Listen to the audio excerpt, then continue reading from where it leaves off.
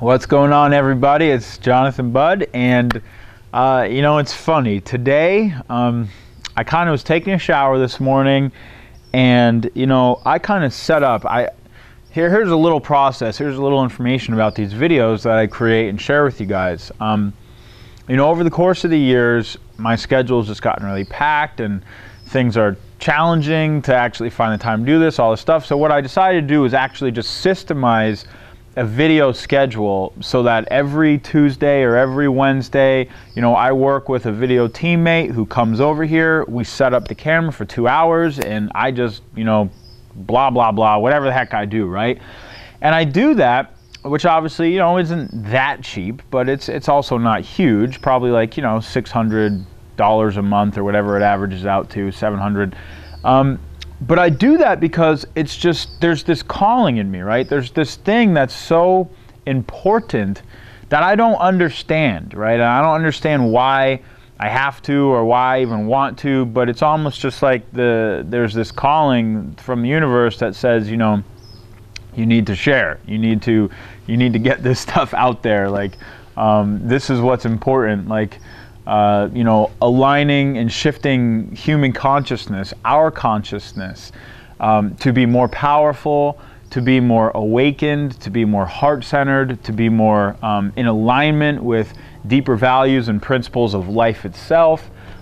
This truly is the calling that I feel, the calling that I think all human beings are really being called back to. We call it whatever the heck we want. We want success, or we want this, or we want that. What I've actually experienced is that every different thing we think we want, every path we go down is really an invitation. It's really a calling to return back to those deeper principles of life itself and to be in alignment with those deeper values of life itself, right? The nature of reality. That is why I make these videos, actually, and because I know that when we adjust our consciousness to be more in alignment with the nature of things, we become a lot more powerful. We become a lot more powerful. In fact, our power takes on really exponential sort of abilities. So, this is just stuff I've learned from my own experience. The more I adjust my own consciousness to be in alignment with sort of the natural laws and the natural world and the way things work, the more powerful I become. And so I know that by you becoming more powerful, you will effect great change in the world. You will reach all your business goals. You will create massive amounts of success. You will influence all the people around you. All around, the world is going to be a far more abundant place the more powerful you become. And since that's my mission, I make these videos. So when I was in the shower this morning, I asked the question, because I don't really a lot of times have any idea what's I'm going to talk about or what's going to come. And I asked the question almost to my own being, like, what do you want me to talk about today, right? And I've noticed that if you actually get really silent, like you just get quiet and you ask a question, and this is a freaking magical thing, and it works for headlines, it works for copy, it works for all sorts of stuff. But you just really get quiet and you ask a question, what do you want me to talk about today? And you just don't fill the space with anything. Let there be pure space, pure quiet, pure silence, pure stillness. Don't fill that space. Just be in a complete state of being. No thinking, no doing, complete state of being with that question, living that question, right? And what I've noticed is so often, boom, an answer comes like that. And it almost comes out of absolutely nowhere. And it's so discernible because you can tell that it's not really your thought. It just sort of instantly arises, right? And so what I instantly heard was love. That's all it said. I'm like, what do you mean love? How am I supposed to just talk about love? But then I thought about it and I was like, well, wait a minute. That actually makes a lot of sense, because I wanted to share this little story with you. Early in my career, extremely early, back in 2007, I was going through a experience where I'd really just emerged from this tremendous amount of struggle and striving and failure and defeat and challenges and obstacles and lack of clarity and no knowledge and no direction and no mentorship. And I was just, pretty much went through the gauntlet for about a year there. And then something broke, right? Something cracked, like my pure amount of action taking and list building and learning and applying and implementing. I launched my first product. I launched, a business to my list. I had things going, right? I was signing people up. It wasn't crazy, but it was going. And my income went from absolutely nothing to about $4,000, $5,000 a month, which was livable. You know what I mean? I could survive off that, per se, obviously. And, of course, there was some advertising costs and whatnot. I mean, it wasn't huge. At the end of the day, the net wasn't huge, but it was livable. And I found myself in this period where that's what I was making every single month for about 4 or 5 months, which seems like a long time when you're in that and when you're kind of working every single day to grow that and change that, but it wasn't changing. And I got the opportunity. It was almost another one of those sort of invites from the powers at be, I think, to attend this silent retreat with a mentor of mine named Adashanti, who I've talked about in the past, but he's probably my main living mentor and my main mentor in life, really. And he does these silent retreats, these 5-day retreats that are held in complete silence. And the focus of these is really not anything out here. It's focus in here, right? It's really to get to know your deeper nature, your true nature, a lot more. And anyways, I had an experience at this event, and first of all, I'll just say that I was stressed about going. It cost $900 for the lodging and the ticket and the food and all this stuff, and I wasn't making that much money. I was worried about leaving for, the amount of time I was leaving, because I would make absolutely no money in that week if I left and all this stuff. And, the mind comes up with all these excuses and reasons. And I didn't really want to go. There was a part that said, I shouldn't do this right now. I got to stay focused, whatever, blah, blah, blah. I'm trying to get to that next level. It's so ironic how horrible we are at actually planning how to get to the next level. In fact, whatever you plan, rest assured that's not how. So anyways, there was this deeper voice that just, when I truly thought about not going, it was almost stern. It was like, go. Don't even go. Just go. It was like a disciplinarian feeling and voice, like, I better go. You know what I mean? Like something was there. And at the event, I had this experience. I had, I think the closest thing I can call it is really like a heart awakening, right? It was during one of the meditations, and it was almost like this presence sort of like just like came over me in a way.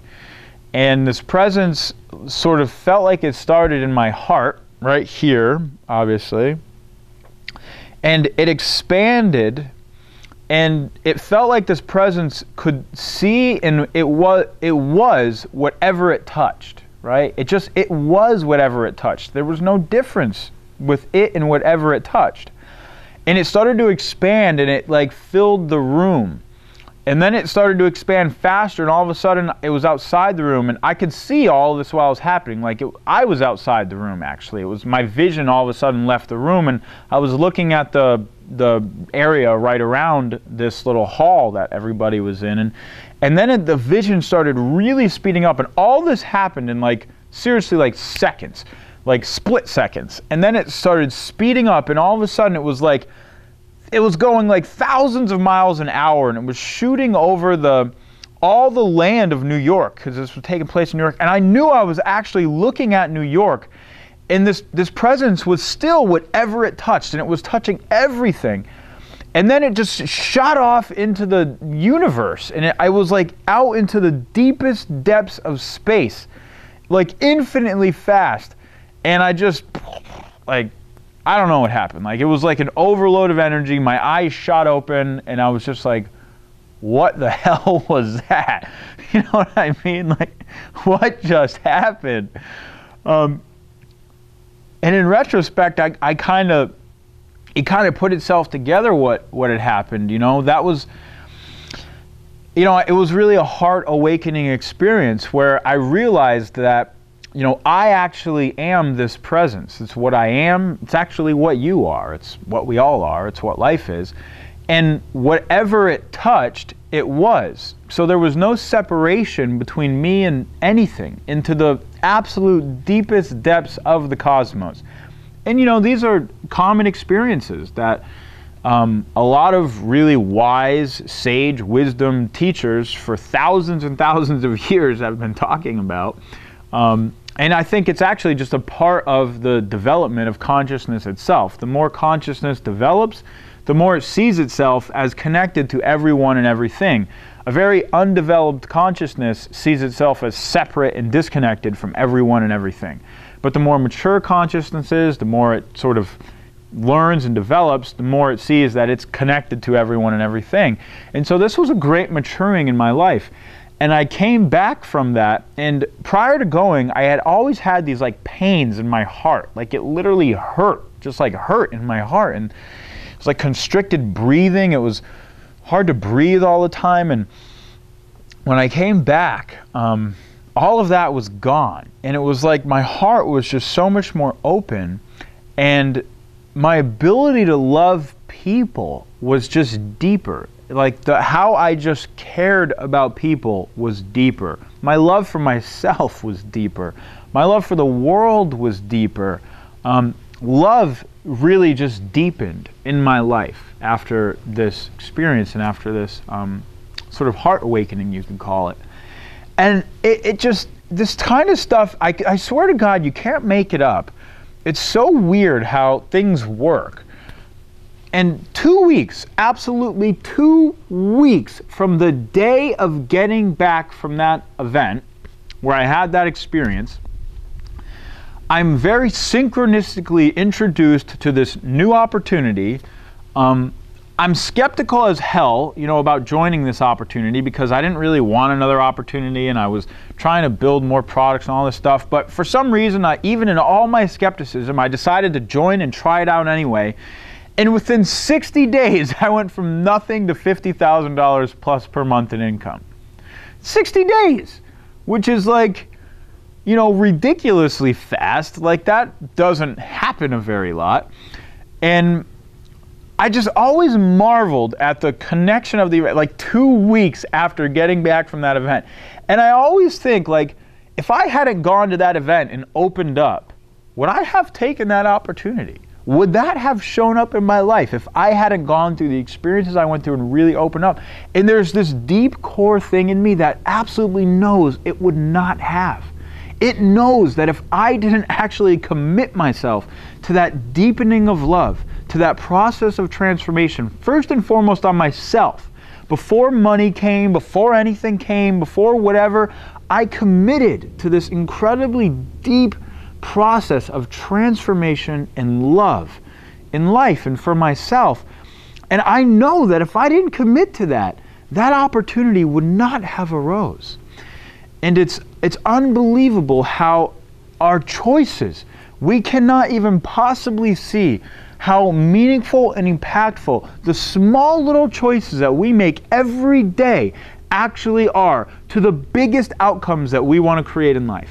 I mean, the biggest outcomes that we want to create in life. I promise you, it's the small choices you make every day, not the huge ones, not the ones you think are the life, oh my, it's the small ones that you make every day that are responsible for the biggest outcomes you'll create in life.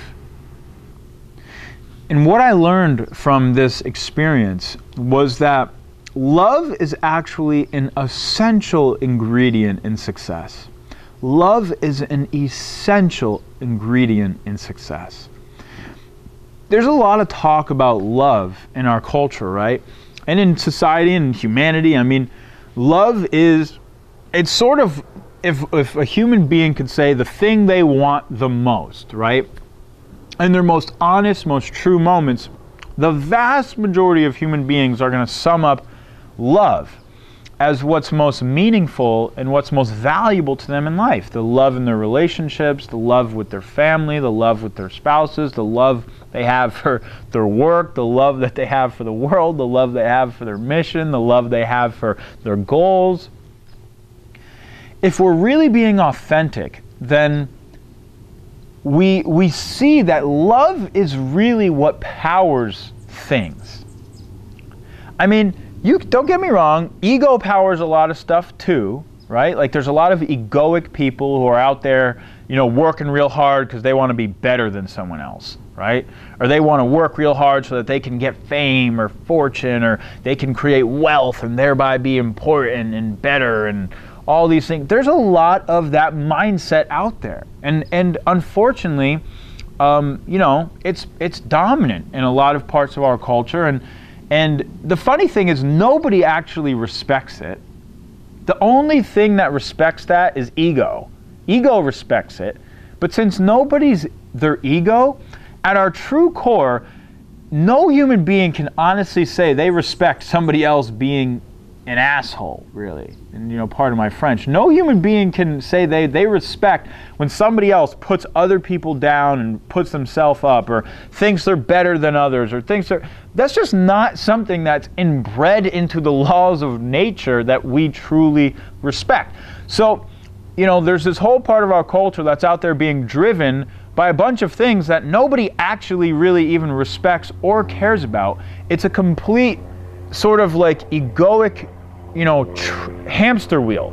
The closest thing you can make an analogy to is you're on a hamster wheel and you don't even know it. You're actually not even getting anywhere and you don't even know it.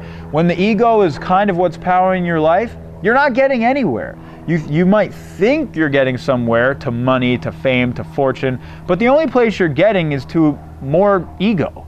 At the end of the day, you know, the enrichment of your life, the quality of your life, the things that matter to human beings actually increase. You know, I'm sure you've heard, or the things that matter to human beings decrease when your ego is kind of what's in charge.